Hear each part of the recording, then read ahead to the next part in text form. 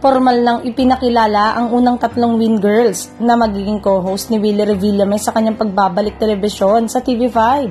Ito ay ang Batangueña TikTok influencer na si Quinay Mercado, dating beauty queen social media personality na si Inday Fatima Kate Bisan, at ang singer TV host na si Ana Ramsey na nagmula sa online version ng It's Showtime. Marami ang nagulat sa pagpayag ni Ana Ramsey na mapabilang sa magiging show ni Willie dahil nga sa kanyang programa sa Showtime Online New.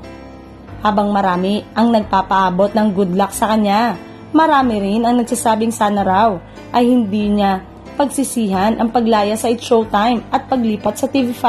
Nagtataka rin ang mga netizen kung bakit pinakawala ng isang Ana Ramsey na may malaking potential daw sa larangan ng hosting. Marami naman ang nagsabi na baka malaki umano ang offer na ibinigay ni Willie para iwan ang It's Showtime, kaso daw ang kapalit ang ready na siyang masigawan ni Willie. Dagdag pa ng madlang people. Samantalang nagsalita sina Vice Ganda, Karil at Jong Hilario tungkol sa walang iwanan at loyalty ng kanilang pamilya sa It's Showtime.